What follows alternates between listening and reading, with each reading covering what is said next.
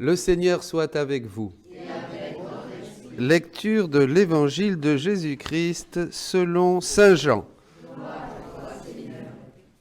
En ce temps-là, Jésus se rendit en Judée ainsi que ses disciples. Il y séjourna avec eux et il baptisait.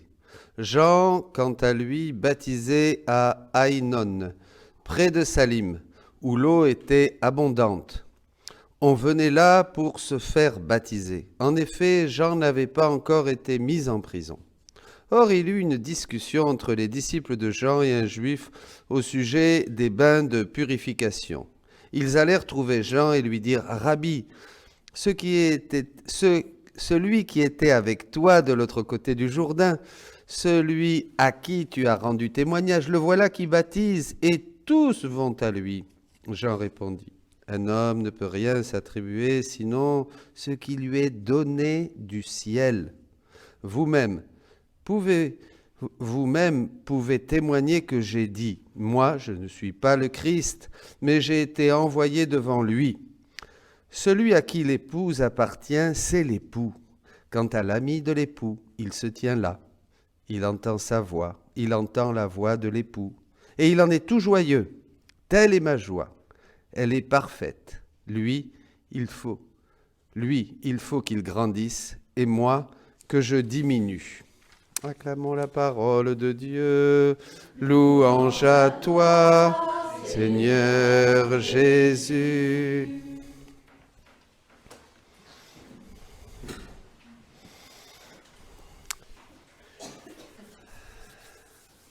Voilà, nous sommes bien couverts dans cette petite chapelle de verre d'eau.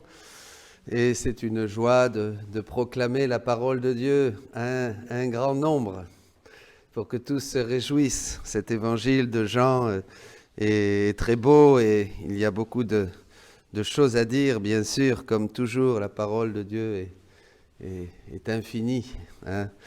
Est infinie, bien sûr, c'est merveilleux. Et alors, dans cet épisode, je vais partir des écrits de Maria Valtorta, où vraiment les disciples, c'est Matthias le berger qui était avec Jean-Baptiste, et puis qui dit, mais alors là, celui-là, là, il baptise maintenant, là, de l'autre côté du Jourdain, en Jordanie, et il baptise, et tous vont à lui, et qu'est-ce que c'est, qu'est-ce qui se passe, et il s'inquiète, évidemment. Celui qui vient du ciel est au-dessus de tous. Les patriarches et les prophètes disparaissent à son arrivée, car lui est pareil au soleil qui éclaire tout et d'une lumière si vive que les astres et les planètes dont la lumière est éteinte s'en revêtent, et ceux qui ne sont que ténèbres par eux-mêmes disparaissent dans la suprême splendeur. Le Baptiste s'efface, dit-il, devant le Christ. C'est ainsi qu'il en est, car celui qui vient du ciel, tandis que les patriarches et les prophètes doivent aller au ciel, mais n'en viennent pas. Lui vient du ciel, je suis celui qui vient du ciel. Celui qui vient du ciel est au-dessus de tous, et il annonce ce qu'il a vu et entendu. Le Verbe était avec le Père, et le Verbe était tourné vers le Père, et le Verbe nous a révélé le Dieu invisible. Mais personne ne peut accepter son témoignage s'il ne tend pas au ciel. Il faut tendre vers le ciel, il faut tendre vers la sainteté, il faut vouloir vraiment Dieu pour comprendre ces choses. C'est ça la clé, peu importe si nous sommes savants ou ignorants, il suffit de vouloir vraiment et de chercher Dieu de tout son cœur pour commencer à comprendre. Et par conséquent, celui qui ne tend pas vers le ciel renie Dieu. Il n'accepte pas le témoignage du Baptiste. Qui accepte le témoignage de celui qui est descendu du ciel, Jésus, par sa croyance et sa foi en Dieu, vérité, et non pas fable sans vérité. Il sent la vérité parce qu'il a une âme qui la cherche. Ça, c'est très beau. Celui que Dieu a envoyé dit les paroles de Dieu parce que Dieu lui a donné l'esprit avec plénitude. Et alors là, c'est très beau. L'Esprit dit, me voici, prends-moi, je veux être avec toi, toi, délice de notre amour, car le Père aime le Fils sans mesure et lui a tout remis en main. Celui donc qui croit au Fils possède la vie éternelle, mais celui qui refuse de croire au Fils ne verra pas la vie, et la colère de Dieu restera en lui et sur lui. Voyez ? Jean va s'effacer devant le Christ qui va tout éclipser, tout ce qu'il y a eu avant. Hein, il est le soleil qui éclipse toutes les étoiles, il est le jour nouveau. Ça, c'est très important. Hein, et c'est ce que nous vivons aujourd'hui dans la divine volonté. Mais là, ce qui éclipse tout, c'est vous. C'est vous. Et je vous renvoie à une conférence du Père Chonan que j'ai reçue aujourd'hui. C'est nous, parce que nous commençons à produire, à faire des vies divines par nos prières, par nos actes, par tout ce que nous faisons. Tout ce que nous faisons est une reproduction même de la vie de Jésus, mais c'est inouï, mes amis. Ce n'est plus votre prière. Quand vous priez, c'est Dieu qui se prie lui-même. Tu deviens la bouche, le cœur, la voix, les mots de Jésus. Bien heureux êtes-vous d'entendre ces choses.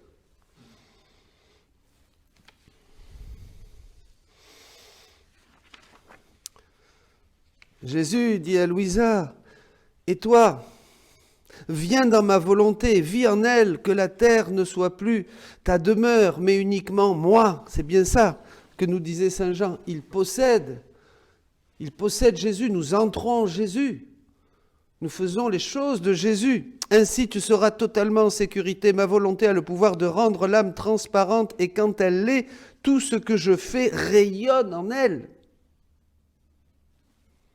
Si je pense, ma pensée rayonne en son esprit et devient lumière. Et, en tant que lumière, sa pensée rayonne en la mienne. Si je regarde, parle, aime, etc., comme autant de lumière, ses actes rayonnent en l'âme et, de là, en moi.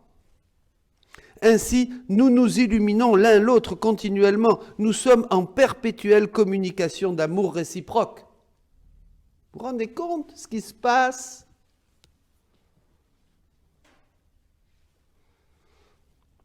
De plus, comme je suis partout le rayonnement des âmes vivant dans ma volonté, matin au ciel, sur la terre, dans l'hostie sacramentelle et dans le cœur des créatures, partout et toujours, je leur donne ma lumière et elles me retournent cette lumière. Je leur donne de l'amour et elles me donnent de l'amour.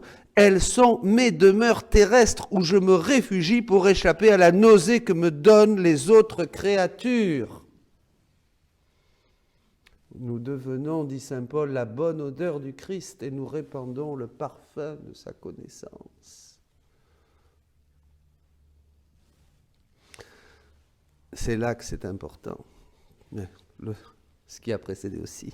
Oh, comme il est beau de vivre dans ma volonté. Cela me plaît tellement que dans les générations futures, je ferai disparaître toutes les autres formes de sainteté, quelle que soit leur vertu. Je provoquerai la sainteté dans ma volonté, qui n'est pas une sainteté humaine, mais une sainteté divine. Cette sainteté sera si haute que, comme des soleils, les âmes qui la vivront éclipseront les étoiles qu'étaient les saints des générations passées. C'est pourquoi je veux purifier la terre, elle est indigne de ses prodiges. Donc voyez, le Baptiste s'efface devant le soleil. Il reconnaît. Eh bien, c'est ça, les autres créatures qui vont disparaissent devant ces soleils que vous êtes, que nous sommes, parce que c'est une sainteté qui n'est plus une sainteté qui donne des œuvres, mais c'est une sainteté qui donne des vies divines. La sainteté avant, des patriarches et des saints, c'était une sainteté qui donnait des œuvres d'amour méritoires, très belles. Mais maintenant, c'est plus ça. C'est que ce sont des soleils. Nous donnons Dieu à Dieu, nous donnons des œuvres divines. Un seul, je t'aime dans la divine volonté, dépasse toutes les autres œuvres d'amour de tous les saints réunis, dit Jésus. Une seule prière dans la divine volonté dépasse toutes les prières de tous les saints de tous les temps. Parce que c'est Dieu qui se prie lui-même. Vous comprenez? Dépasse tout l'amour de toutes les créatures réunies. Mais c'est ça que nous donnons, nous, à Dieu, puisque nous devenons dans la divine volonté des petits dieux. Jésus nous donne de faire ses œuvres. Jésus vient et nous donne, quand nous parlons, quand vous parlez, c'est la bouche et les paroles de Jésus. Quand vous regardez, c'est le regard de Jésus. C'est exactement comme dans l'hostie sacramentelle, les choses sont toutes transformées en divin. On fait du divin, on fabrique des vies divines dans tous nos actes, dans les battements de nos cœurs. Tout ce que vous faites dans la divine volonté fabrique des vies divines. Ces vies divines rejoignent le ciel et la terre. Quand vous vous mettez à prier, dit Jésus, le ciel entier, dès que vous dites le Notre Père dans la divine volonté, le ciel entier s'arrête, est en suspens pour vous entendre, parce que c'est Dieu même qui parle, qui prie, qui regarde, qui marche, qui bouge, qui fait. C'est formidable, c'est extraordinaire et c'est tellement vrai, mais c'est pour ça. Jésus, les pères disaient déjà que Dieu s'est fait homme pour que l'homme devienne Dieu. Alors c'était très nébuleux pour nous, on ne comprenait pas. Et c'était quoi? Eh bien c'était seulement que le Dieu tout-puissant, immense, infiniment bon, donnait à ces petites créatures de faire les mêmes choses que lui. Voilà, ben quand tu fais tes petites, ton ménage, quand tu fais ton lit, quand tu marches, quand tu regardes, quand tu chantes, quand tu pries, eh bien Jésus dit ça dans un livre, je veux t'imiter, je veux me cacher dans tes actes jusqu'à la pointe des doigts pour faire ce que tu fais, pour être là partout, comme je suis là partout dans la création, dans le soleil, dans la lune, dans les étoiles, partout. Ma vie est en train de faire tout vibrer, elle conserve, elle crée. Eh bien, je vais être partout et je vais être encore plus dans ma créature comme je l'étais au début, quand j'étais totalement en Adam et qu'il était un pur écho de ce que je suis, qu'il répétait complètement toutes mes œuvres, que je pouvais vivre. Dieu cherche des créatures pour pouvoir se mettre dans nos gestes, dans nos paroles, dans nos yeux et pouvoir étendre son activité dans le royaume, dans le règne matériel. Comprenez? C'est ce qu'il fait dans le Christ. Et le Christ est complètement uni à la divine volonté. Toutes les œuvres du Christ, toutes les œuvres de Jésus-Christ, ses paroles, ses pensées, ses actions, ses pas, tout est prière, tout vibre. Dès que Jésus faisait quelque chose, et que Marie pareil, tout vibrait dans l'univers. Bien sûr, tout était, puisque c'était le Verbe créateur, et donc toutes ces paroles, tous ces gestes étaient touchés, rejoignaient l'acte unique et éternel de Dieu. Eh bien, c'est pareil pour nous, c'est ce que nous faisons dans la divine volonté. Comme nous demandons de vivre, de respirer, de travailler, de prier dans la divine volonté, nous rejoignons l'acte unique et éternel de Dieu et nous faisons les mêmes œuvres que Jésus. Tout le reste n'était qu'une préparation. L'Ancien Testament, les prophètes, Jean le Baptiste, il s'éclipse parce que vient le temps de la rédemption, ça y est, l'agneau de Dieu qui enlève le péché du monde est là. Donc il va nous laver, il va nous purifier, il va nous redresser, il va nous quitter, nous enlever cette lèpre dont nous parlions hier dans l'Évangile, pour que ça y est, la nature humaine, libre de cette lèpre causée par la volonté humaine, puisse vraiment s'unir, fusionner dans la divine volonté et recommencer à faire les œuvres qui sont dignes d'un petit Dieu à l'image et à la ressemblance de notre Dieu. Comprenez? C'est magnifique. Eh bien, rejoignons notre Jésus, comme dit ici, voilà, pendant que le monde entier gît sous le pouvoir du mauvais, quelle catéchèse dans Saint Jean. Le monde entier gît sous le pouvoir du mauvais, eh bien nous entrons en Jésus, nous avons Jésus.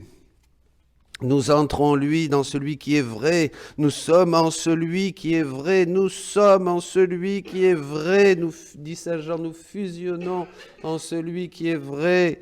Chacun de vous, en son Fils Jésus-Christ, c'est lui qui est le Dieu vrai et la vie éternelle. Nous entrons en toi, Jésus, pour prier. Nous entrons en toi pour respirer, pour vivre, pour regarder, pour tout faire. Seigneur, que cette Eucharistie, que ton corps et ton sang viennent encore infuser en nous cette vie divine et que ce que nous recevons, nous puissions te le rendre amour pour amour, un amour à la hauteur de ton amour, un amour divin qui est produit en nous par notre petite volonté humaine totalement fusionnée, totalement cachée, totalement immergée dans l'immensité de ta divine volonté, Seigneur, afin que tout ce que nous faisions, oui, soit divin. Amen.